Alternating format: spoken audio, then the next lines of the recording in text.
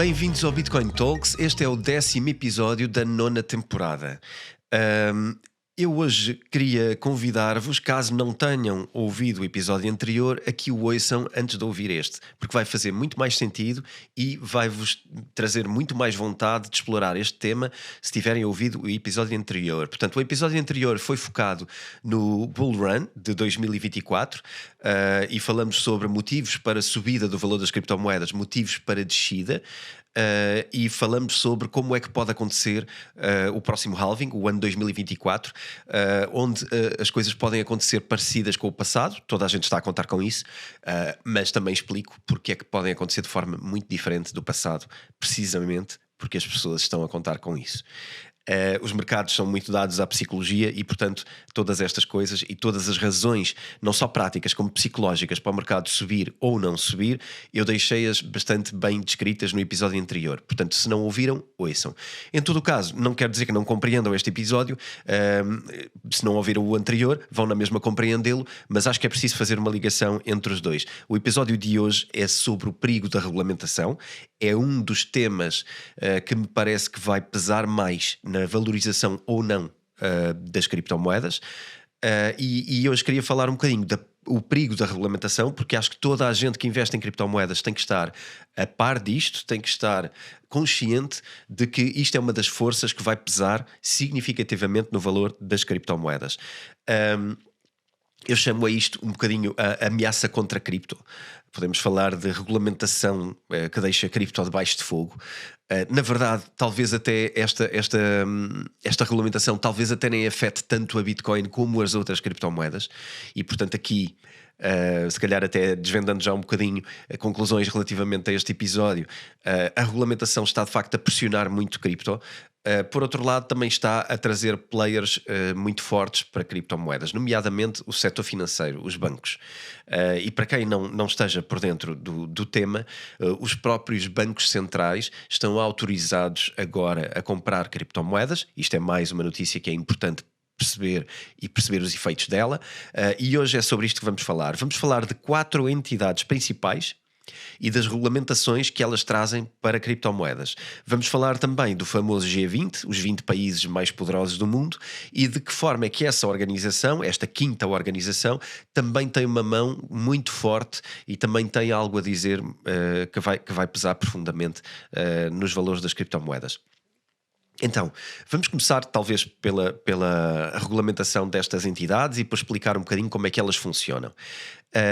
Em primeiro lugar, isto para mim, e creio que para todos os que estão dentro do mundo das criptomoedas, percebem que a regulamentação sobre criptomoedas é algo que deixa as criptomoedas debaixo de fogo, é algo que as deixa num momento de incerteza e é algo que vai condicionar muito a todos os players dentro do ecossistema das criptomoedas. Os exchanges cada vez têm mais regras sobre questões de criptomoedas, transações, transparência, os famosos KYC e AML, portanto o Know Your Customer e Anti-Money Laundering, que são protocolos que os exchanges têm que cada vez cumprir com mais rigor. Toda a certificação de clientes, todas as perguntas que têm que ser feitas à qualificação do investidor. Isto são coisas que normalmente só os bancos é que tinham que fazer para investimentos financeiros, e hoje isto começa-se a aplicar cada vez mais aos exchanges e, portanto, o cerco sobre os exchanges está-se a apertar cada vez mais. Porque estas entidades reguladoras são também quem regula os bancos e o sistema financeiro tradicional. O que acontece é que estas entidades estão todas elas a estender as mãos e a começar a dizer: este mercado de criptomoedas também é meu para regular e sou eu que tenho que o regular. Então temos aqui entidades, vou começar por descrevê-las para que saibam também quais são. Temos o FSB, que é o Financial Stability Board. Temos o BIS, que eu já falei aqui num episódio, eu não sei se na temporada 4, talvez, ou 5, mas é fácil procurarem.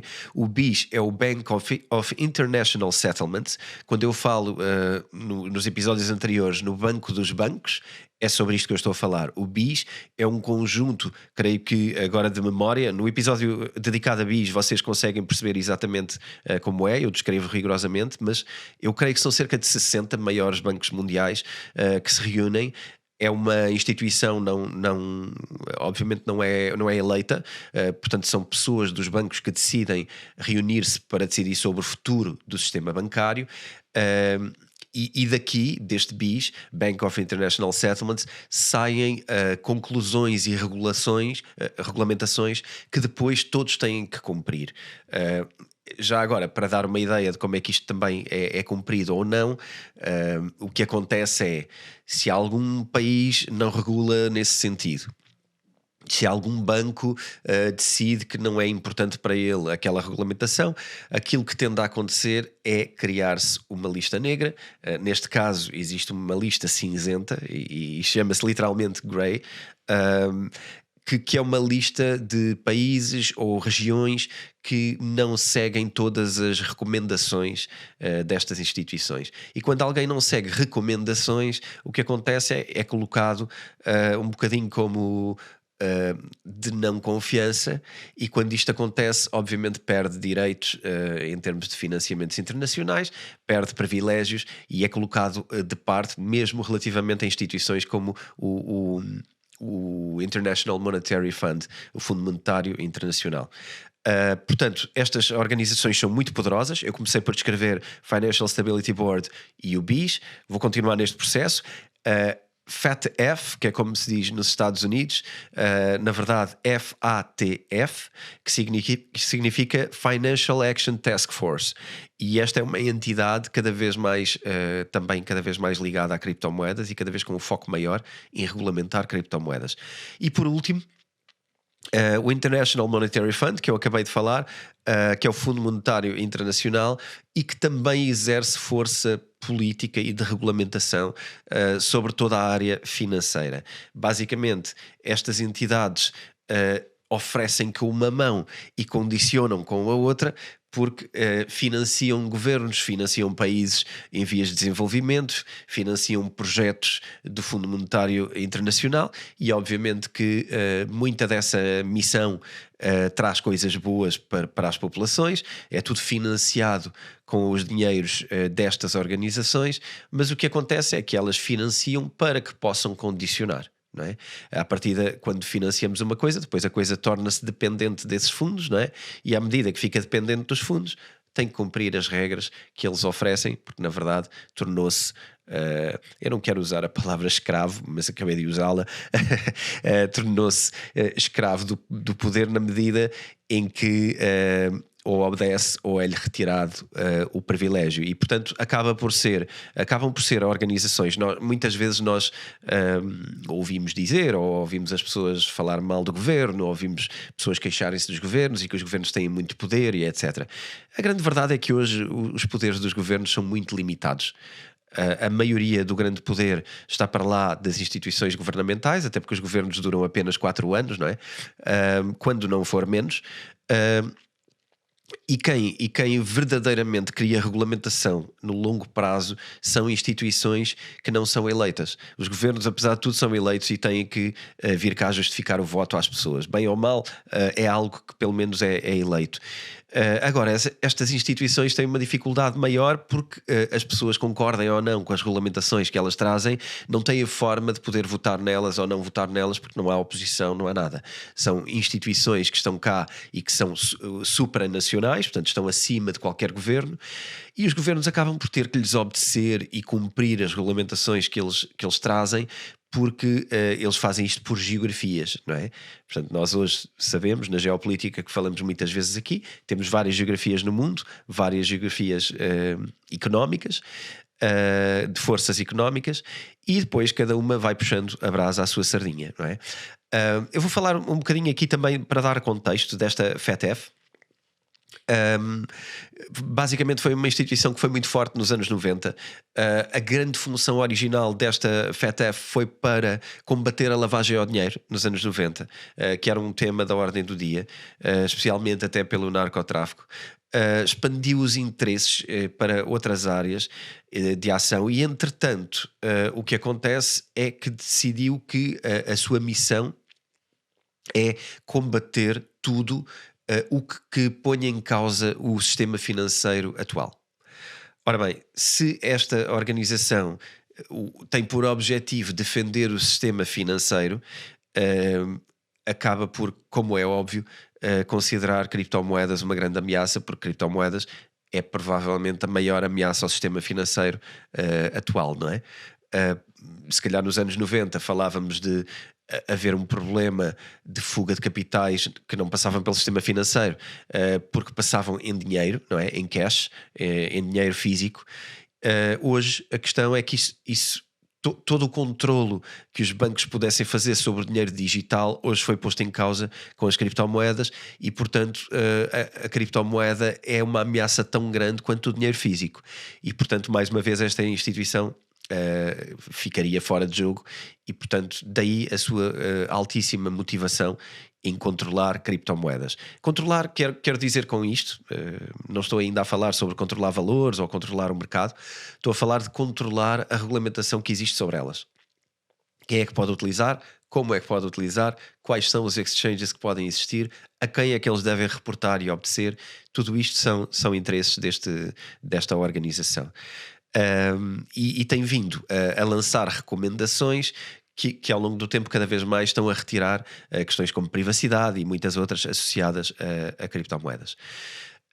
Temos também aqui uma parte sobre o BIS, que vem, portanto, o Bank of International Settlements, que vem regulamentar como é que os bancos se devem comportar relativamente a criptomoedas.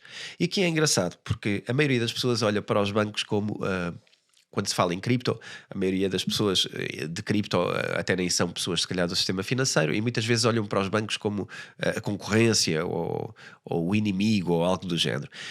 Ora bem, não é nada disto. Neste momento os bancos têm todo o interesse em adquirir criptomoedas, têm todo o interesse em adquirir informação sobre a área de criptomoedas, porque sabem que em termos de transações as criptomoedas são uma tecnologia muito mais à frente, mas também porque sabem que é um novo setor da economia e, como é óbvio, qualquer bom investidor tem que estar a par dos novos mercados, e o mercado de blockchain e criptomoedas é um mercado fortíssimo e isso já é muito difícil tirar como agenda. O que é que acontece aqui? Os bancos, querendo comprar criptomoedas, é preciso que haja uma regulamentação para isto também. E hoje, para quem não saiba, já existe regulamentação que inclusivamente permite aos bancos comprar criptomoedas, mas permite também aos bancos centrais comprarem criptomoedas. Para quem também não esteja tão dentro do assunto, gostava de deixar estas revelações que eu acho que não são faladas no dia-a-dia. Aliás, eu nunca ouvi isto até ter investigado esta documentação, onde neste momento os bancos centrais podem comprar até 2% dos seus fins em criptomoedas, dos seus fundos em criptomoedas. O que é que isto significa? Para já é interessante perceber que isto são 3,6 trilhões de dólares e, portanto, esta possibilidade de entrada de capital é muito significativa para um mercado tão curto como o mercado de criptomoedas, em primeiro lugar. Mas em segundo lugar, perceber que os chamados stakeholders destas coisas, ou seja, os próprios bancos e o próprio sistema bancário e o sistema de bancos centrais, têm interesse em aumentar esta possibilidade de investimento, passar de 2% para 5%. E isto, na verdade, acontecendo no curto prazo, pode trazer uma quantidade muito grande de capital para dentro do mercado das criptomoedas. E como é óbvio, como costumamos falar, não é? Um mercado tradicional é um oceano, mas o mercado das criptomoedas é um balde de água e é muito fácil, se houver uma turbulência nesse balde de água, uma entrada de capital grande, é muito fácil afetar valores com estes players a entrarem. Eu não consigo sequer transmitir aqui com grande profundidade toda a complexidade desta regulamentação, mas existem a forma de os bancos poderem investir e dos bancos centrais poderem investir está dividida em grupos de criptomoedas. Eles categorizam as criptomoedas em grupos e há um grupo 1 onde está a Bitcoin e estão moedas que nem estão sobre a regulamentação. No grupo 2, e este era o que eu gostava de partilhar, porque é um exemplo, no grupo 2, por exemplo, o que eles podem investir é condicionado a 10 bilhões de dólares, e isto pode ser dividido entre várias criptomoedas. E as criptomoedas do grupo 2 têm algumas condições para serem passíveis de serem investidas. Quero com isto dizer que eles dizem, ok, vocês podem investir X no grupo 2 de criptomoedas, e o grupo 2 de criptomoedas são todas as criptomoedas que cumprem estas condições. Então, estas condições é que tenham que ser criptomoedas altamente líquidas, têm que ter mais de 50 milhões de trading contra fiat currencies, portanto têm que ter um volume de transação muito elevado, têm que ter um market cap superior a 10 bilhões cada uma delas. E o que é engraçado? Claro que isto começa a condicionar, e estamos a falar de algumas moedas do top 10, mas o que é giro? É ver que, por exemplo, a Dogecoin qualificava para ser uma criptomoeda do grupo 2. O que significa que se o Banco Central Europeu, por exemplo, quiser investir em Dogecoin, pode fazê-lo, e se calhar até já o fez, não sabemos. Mas a verdade é que é uma das criptomoedas que está autorizada a ser investida neste momento. Também, sobre esta regulamentação, os bancos têm que ter mais de 100% de colateral quando investem em criptomoedas, e aqui pode ser desconfortável, porque tanto quanto eu percebi, têm que ter 12,5 vezes aquilo que investirem em criptomoedas em cash. Ora, isto obriga a que tenham uns cofres bem jeitosos, com dinheiro, verdadeiro dinheiro e não dívida, que é o costume. Têm que ter em cash uma quantidade bastante superior àquilo que têm em criptomoedas.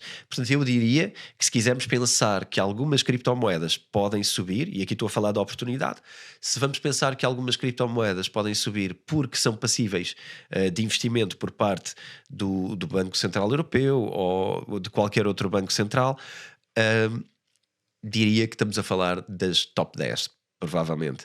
Portanto, se calhar ficava uma recomendação de atenção para o top 10 de criptomoedas que cumpram este requisito. Também tinha-vos falado do G20. Eu vou falar agora sobre algumas coisas que o G20 condiciona, e o peso que ele possa ter. Nós temos presenciado uma regulamentação instável relativamente a criptomoedas. Às vezes tendemos para. Às vezes parece que o mundo está contra criptomoedas, e de repente vários países proíbem, vários países regulamentam contra, e depois de repente temos alívios na regulamentação, e depois parece que toda a gente é pró-criptomoedas e que tem, afinal está tudo liberalizado. A China é muito popular a fazer isto constantemente, ora proíbe, ora permite e encoraja. Mas há aqui uma lógica para isto, e em termos do G20, gostava de traçar aqui algumas coisas que eu acho que nos ajudam a perceber como é que isto tem acontecido. Eu confesso que também não tinha conhecimento do porquê. Isto ajuda-me a perceber um bocadinho melhor a história sobre criptomoedas e a regulamentação. Em primeiro lugar, perceber que neste momento o líder do G20 é a Índia, ok? A liderança do G20 tem a duração de 1 ano, e normalmente o país que está à frente é aconselhado por uma tríade. A tríade é o país que vem a seguir e o país que estava cá antes. Ou seja, o anterior líder do G20 foi a Indonésia, o atual é a Índia e o próximo será o Brasil. E isto ajuda-nos a perceber o quê? Em primeiro lugar, tínhamos a Indonésia altamente contra a cripto, que é um país que chegou a proibir e chegou a dizer que as CBDCs são muito necessárias para podermos acabar com as criptomoedas, e presidiu ao G20 no ano de 2022. Agora também é giro ver que a própria Indonésia criou o seu exchange estatal para criptomoedas. Portanto, é engraçado ver que existe um exchange governamental. Portanto, se calhar está naquela fase do se não podes vencê-los, junta-te a eles. Mas a Indonésia já não está a liderar o G20, está agora a Índia, que tem tido uma atitude um bocadinho errática em relação às criptomoedas, porque ora é mais a favor, ora é mais contra. Em teoria, também está a acontecer aqui uma outra coisa que complica, que é a Índia, como sabem, agora estamos com esta guerra também no terreno, na Europa, não é? O que colocou a Rússia e os Estados Unidos um de cada lado relativamente à Índia. E a Índia neste momento é um bocadinho o joker deste jogo, e os Estados Unidos estão obviamente com uma grande vontade de aproximação da Índia, porque é um dos maiores poderes mundiais. O que é que acontece aqui? É difícil perceber a quem é que a Índia vai agradar, ou se a Índia, que é aquilo que me parece a mim, neste momento está a criar uma própria posição para si próprio. Ou seja, se calhar não é o segundo grande aliado americano, se calhar não é o segundo grande aliado da Rússia, se calhar não é o segundo grande aliado da China, é o seu próprio aliado, o seu próprio jogo. E portanto, A Índia está neste momento na linha da frente da regulamentação, mas não é uma posição muito forte, é relativamente castradora em relação às criptomoedas, mas não é uma posição muito forte como era, por exemplo, a da Indonésia. Uh, o que é que eu gostava aqui de traçar como caminho? Aquilo que se está a preparar agora, esta tríade está a preparar a ascensão do Brasil como líder do G20. E o que acontece quando o Brasil toma posse é que o Brasil é um país muito mais favorável a criptomoedas do que qualquer um dos últimos anos. E isto também é interessante. Porquê? Porque coincide com a altura do halving. Ou seja,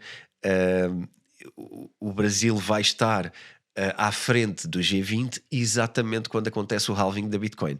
Portanto, se pensássemos que podem juntar-se aqui umas peças para uma conjetura diferente, podíamos achar que isto pode-se estar aqui a construir um ambiente favorável internacional para criptomoedas.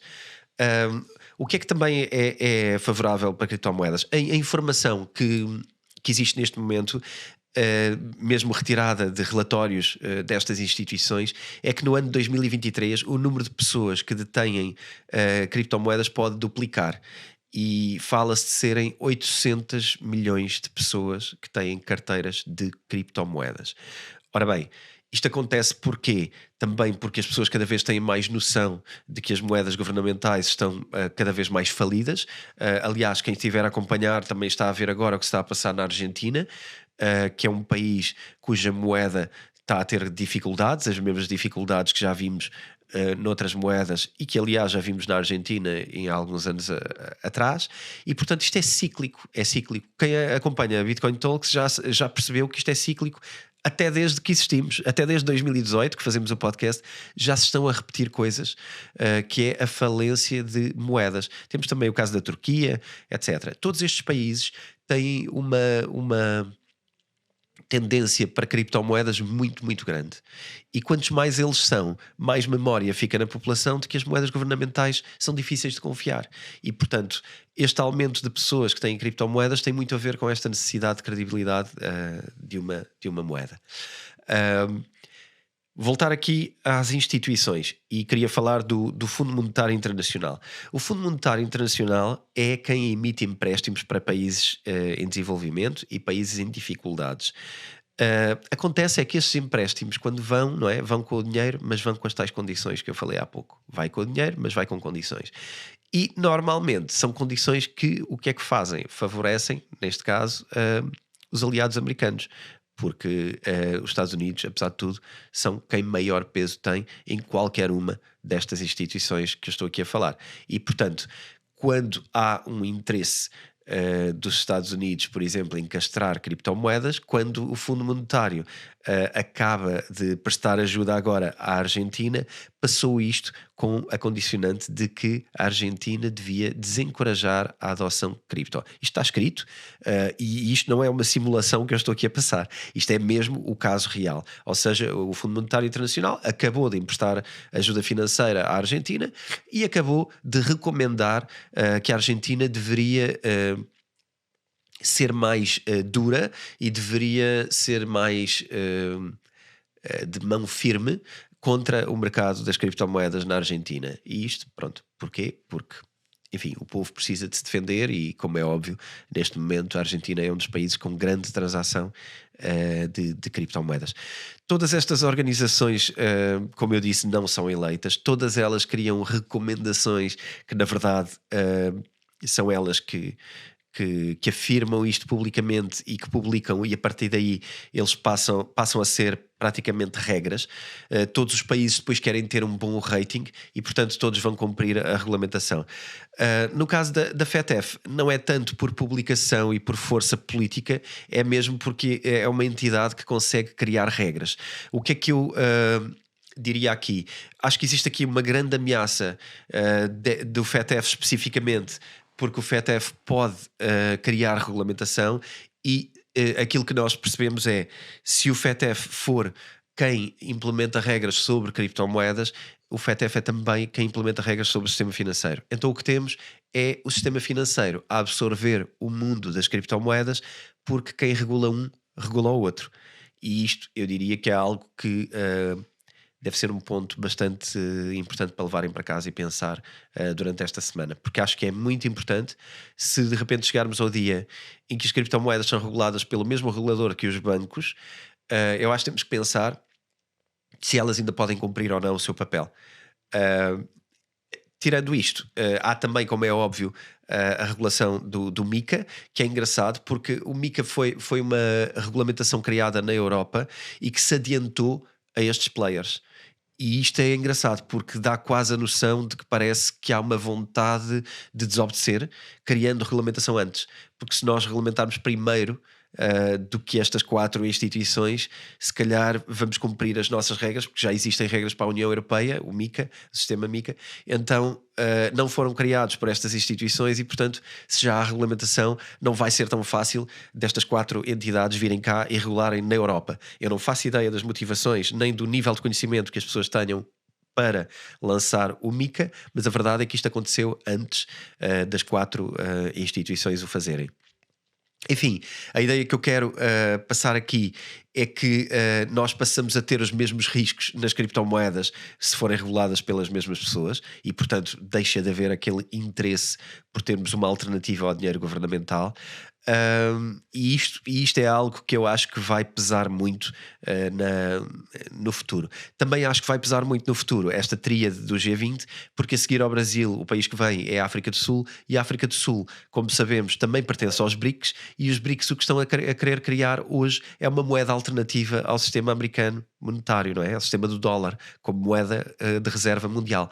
Ou seja, aqui entramos num outro jogo que é até que ponto o Brasil e a África do Sul, que neste momento têm reuniões relativamente intensas para criar uma moeda alternativa ao dólar. O dólar, há muito pouca vontade no mundo que o dólar continue a ser a moeda mundial, e a estes países não me parece haver muito interesse que castrem as criptomoedas ou que castrem especialmente a Bitcoin, porque na verdade a Bitcoin também é uma alternativa ao dólar.